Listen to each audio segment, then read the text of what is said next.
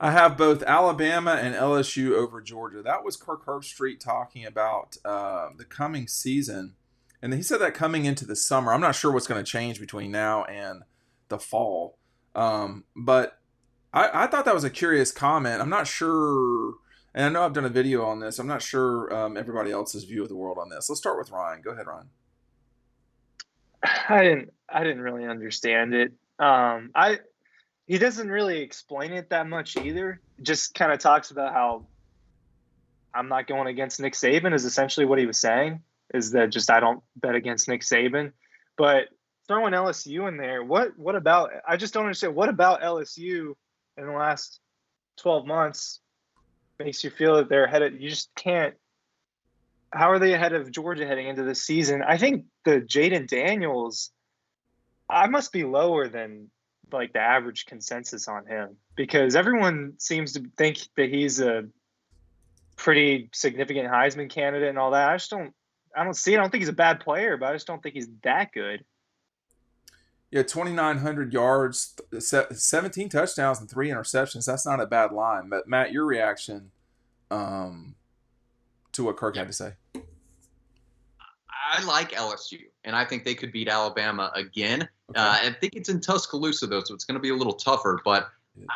I think Alabama has a big question mark at quarterback. I don't think they have a Devonta Smith, Henry Ruggs type at receiver.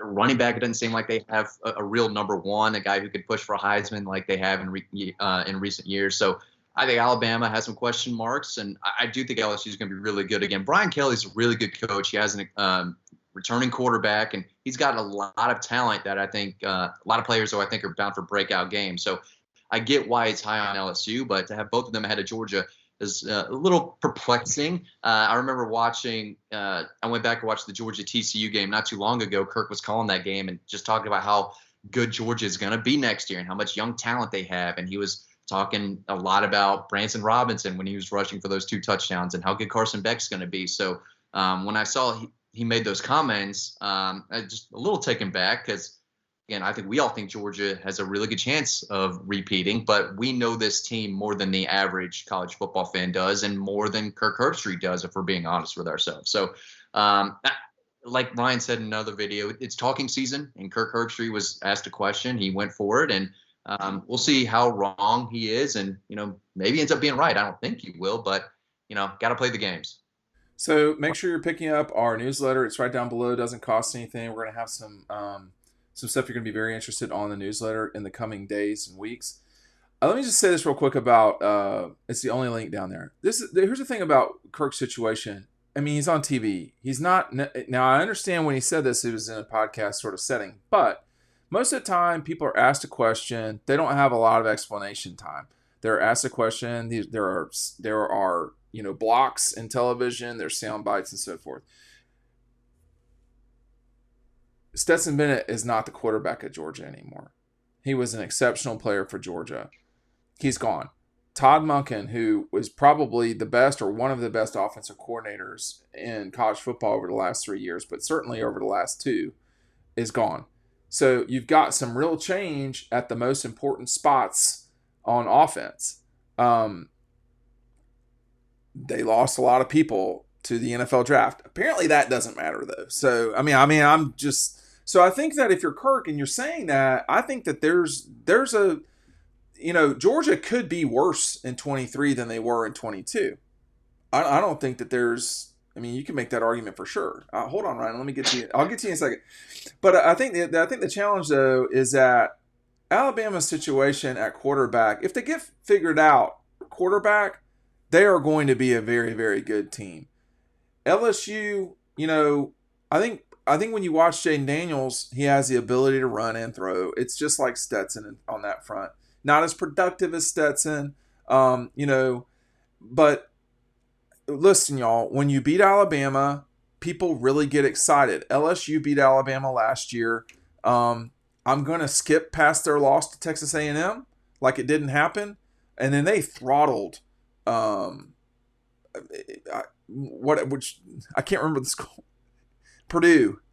They throttled Purdue, who Vanderbilt would probably have a competitive game with. So anyway, I've talked long enough. Go ahead, Ryan. Go for it. Oh, you're saying Georgia very well could be worse Yeah. this year. I mean, they're 15-0, back-to-back champions. It's you kind of have to. You almost expect a regression out of Georgia this coming season, um, even though their odds, I think, to win the title are better Yes, according to Vegas coming in this year, just they because are. now they've seen it. Um, but there's just no indication that those teams are ahead of Georgia in this current moment. There isn't. Well, so hold on though. Georgia. Are you more? Are you if you are a LSU fan, are you more bothered by the loss to A&M by 16 points? Excuse me, 15 points, Ryan. Or are you more disturbed by the what is that 27 point loss to Tennessee at home? Which I'm bothers you the bothered by most? that. Huh? That's a good question. I'm bothered by losing a double digits at home. I know it was an 11 a.m. kick. It was weird. You can't lose those Well, I don't want games. to hear about this. Can we just stop the 11 a.m. shit? Like, What? so? I mean, the band's in the stands. It's time. It's go time. Go People ahead. don't want to wake up, man.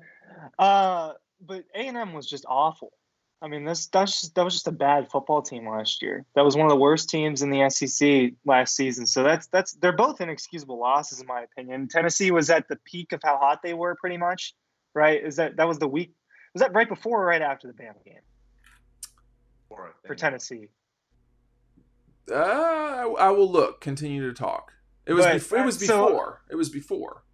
That's almost in a way a more understandable loss, just because Tennessee was how good they were at that point in time. But you can't lose either of those games. Year one, a new regime.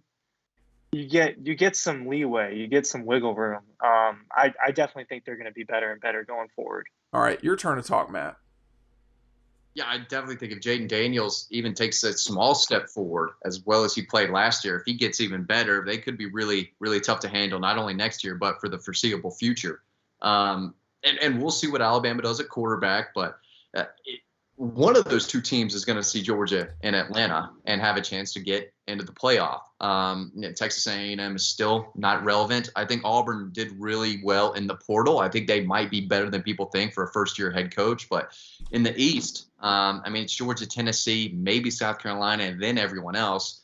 We'll see how good Tennessee is. Do they take a small step back, or is it a bigger step back? And I think that all is determined by Joe Milton, if he has a Hendon Hooker type of season, or if he does not get better and just is what he is, can throw it a mile, but still can't be consistently accurate. So they still have some question marks too. But going back to Georgia, you did lose Todd Monken, but you replaced him with a proven offensive coordinator who has done this in the past. You're losing Stetson Bennett, but you're replacing him with the guy who's been in the program for 4 years now, who has waited his turn and should be very good. This is not, a freshman or sophomore they're throwing into the fire. Carson Beck has, been around and he knows what he's supposed to do. And I think he's going to take advantage of this massive opportunity that he has. So it's not like they're being replaced by people with giant question marks. People might have a question mark about Carson Beck. I don't. I expect him to have a really good year. But again, got to go out and do it. Yeah, I don't know that I got a giant question mark about Carson Beck. I'll say this. When you look at LSU's schedule, like, should they beat Florida State? That could be close again. It should be a better game than that monstrosity that we watched last year where both teams. How could it be better, Matt? How could it be better, Matt? How could it be better? Wow. Awesome game. That game was such a disaster. I loved it.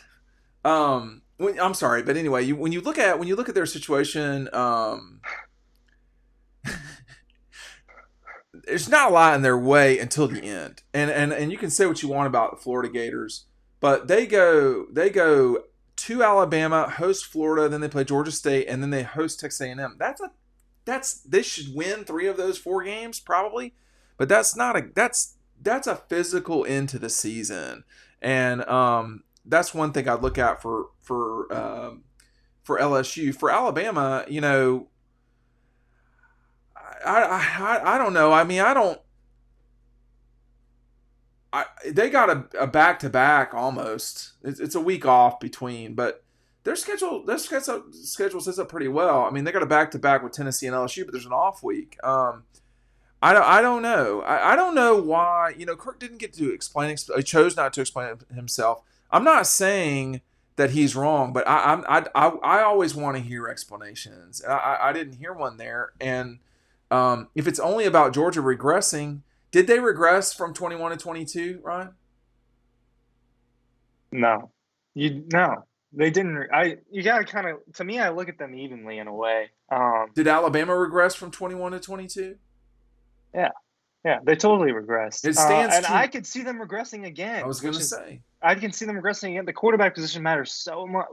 It just matters so much, and we don't know who their quarterback's going to be. Is it going to be the Notre Dame transfer? I mean, You would think. You'd kind of think that. And he's all right. I mean, It's fine. he's not a bad quarterback. He chopped up he's South all right. Carolina pretty good. Does that count? Yeah. A lot of people chopped up. I mean, but I think. And the Taters, Matt. Now that I'm thinking about it, is that what you said? Yeah. I mean, if you want to play a team. Throwing all over a D1 defense, at the end of the season like that. Can you do it against Georgia? Can you do it against LSU? And can you do it on a weekly basis? I don't know. I'm just saying that people I know that are out and about, they really think Alabama is a good team globally speaking, but they also emphasize how sketchy the quarterback situation is, and that's the biggest worry at Alabama. And we've seen, like in 2020, for sure, if you don't have a quarterback, you're swimming upstream. That's what I think. Go ahead, Ryan. Yeah, I mean, 2020 Georgia, it's a disaster for the most part. That's a bad way to put it. Stetson had his moments in 2020 but a disaster at Georgia is a top 10 season. That's so funny. But until JT Daniels got in there wasn't any stability at that position. And stability and consistency matters a lot. Alabama, I don't think has that. I don't think they have, like Matt said earlier, I don't think they have as much talent on the outside as they've had, not just the last few years, the last 15. I mean, I don't think they have as much talent. Wait, go ahead, Matt.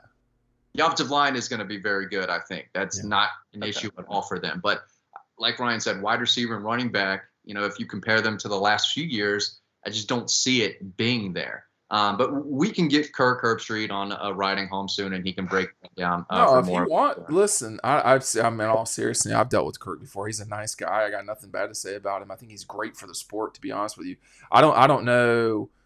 I always just want to talk to people and understand their thinking. But in TV, you don't always have to. That's not how it works. You don't always have to deliver coherent thoughts. And I don't mean that as an insult. I just mean there's a time.